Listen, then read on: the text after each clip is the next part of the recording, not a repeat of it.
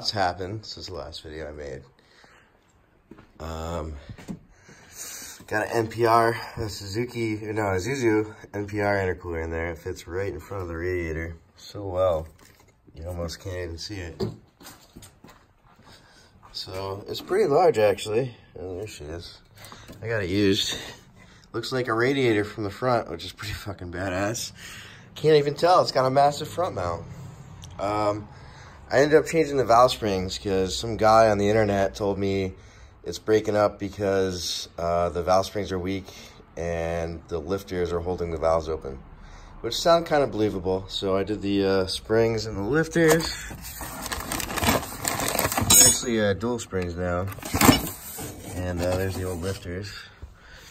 Got that done. So next on the list, remember I wanted heat. Still want heat. It's still wintertime, even though I'm in a t-shirt and it's like 50 degrees out right now. So I got these flanges, which recommend to use RTV, copper RTV for sealing them, which, I don't know, I've done shadier things. So those allow me to, I had to modify the manifold a little bit by grinding some tabs off. So normal location is like so, which puts the turbo really close to the heater box. Now I flip it, and it moves the turbo forward and up. So I'm in the middle of that. Got my ghetto piping kit going on. I got some boots for these because now the manifold is super close to the spark plugs. Gotta put the heater box on too. Having heat is gonna be pretty sick. The oil drain goes in right in there. And lower coolant line, upper coolant line. I gotta do the pressure line, the oil feed. And then, I don't know. Try to use the bigger turbo, which is down here. But where the wastegate is, it angles like to the left. It will now hit the alternator. So I'm using the small one again because the wastegate goes to the correct side. So I gotta figure out a bigger turbo still. My friend has some whole sets he's gonna bring by. So here's some video. I had to make a tool for the valves because the normal one wouldn't work, which looks much like this. That's your average fucking valve spring compressor. And here's the one I made. It's got like a hook to hook on the cam. Put this in the black pipe. Golden showers. 1988 Ford Thunderbird turbo coupe motor and a Ranger. And where is it?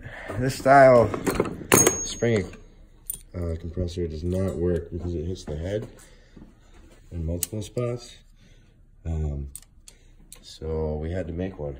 And this is what it looks like. This I stole off a Harbor Freight spring compressor, which we just see in there. That grabs onto the camshaft. We just plated it. It's just a chisel we heated and bent. And it's screwed to the side of this bar. This is a piece of black pipe with two flat pieces welded onto it. I know it looks ghetto as fuck, but it works amazing. This is just a piece of flat stock. So that grabs on the cam, and this pushes down the spring. And we'll kind of show you how it works real quick. But if you're doing this, best of luck to you. It's a motherfucker. Day 2. Yeah, it's day 2, by the way. Our first tool was, where was it? Right here. Put a pry bar in this hole and go off the cam. It kind of worked. We did one decent like this, but it goes on either side of the lobe, which was nice. But this cam I'm not going to be using for a whole lot longer. I'm going to get a cam anyways. But that's our first ghetto mess. And the one that looks even worse works better. We'll compress it real quick and show you guys what's up. But so we got our air gun into the cylinder. There it is. You can see we're hooked on the cam on this side. And then want to compress it real quick. There you go. Oh, there's the keeper's almost falling out. So we got our magnet. I'm doing this while holding a camera, so there's one. Possibly there's two. Just one. There's two. And then release. Sorry, we're doing like 7 different things at once. And your spring is off. Bam. That's the last one. New spring. Oh, I'm bleeding. Jesus. New spring goes on. We lost the piece here. Jam that back in there. Go up. And brown. Oh, lost the can.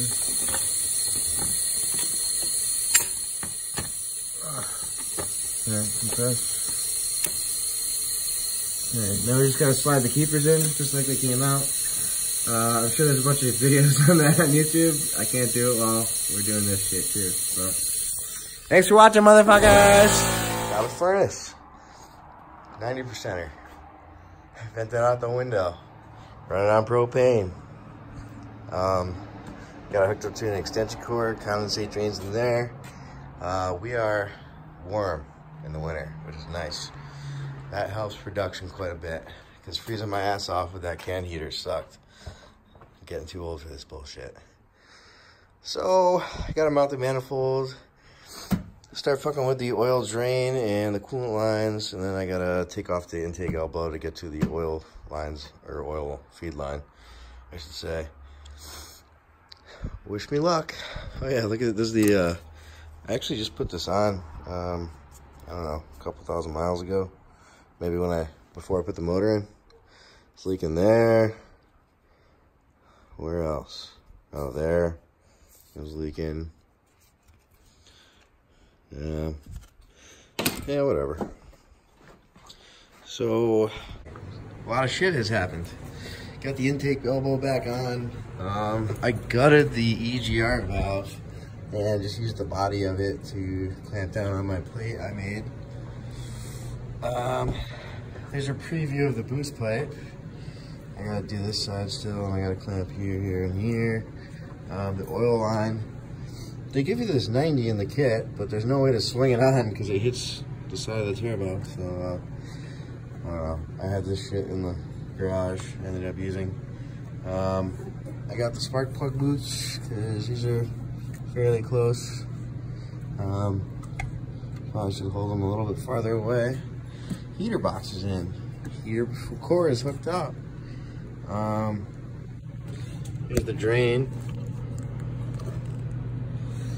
Bam. There she is. Coolant lines are hooked up to the turbo. One down there as well. Still got the exhaust, which I got this J for Joe, Redneck Joe, because it's gonna be a motherfucking hood stack. Oh, you beautiful bitch! Look at that fire. I gotta make a flapper. She's gonna be H-core, boys. So I just gotta see if I have some exhaust wrap, because it's gonna get a little warm, especially when it's shooting fire. But I basically just gotta finish up the boost pipe and the exhaust, which it's pretty cool. Put the oxygen sensor back in, and we should be good for a test drive, I hope. Test start at least. But fuck yeah.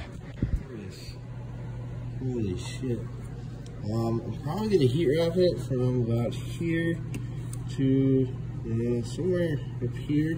I'm worried about that melting, Hopefully the flame should be about that high. So let me finish this thing up so we can start it, because now I'm dying to hear it. So we got the oxygen sensor on, all the boost clamps are on. Donnie says the hood stack is cool. I think so as well. Need a flapper. Terrible. Yes. Whatever. What are you gonna do? Gotta work with what you got, Donnie.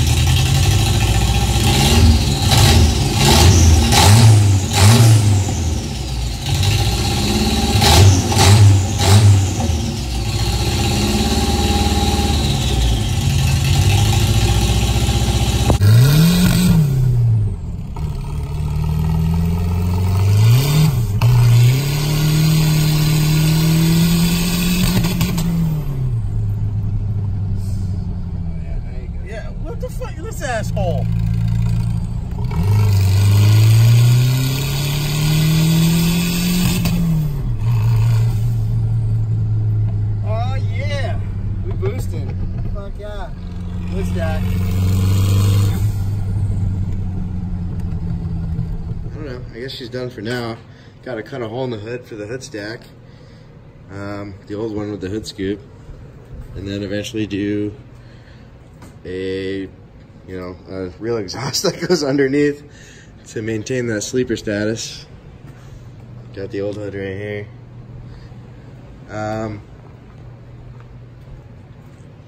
Yeah, I was only getting 11 pounds out of it, so I'm gonna do a boost leak test.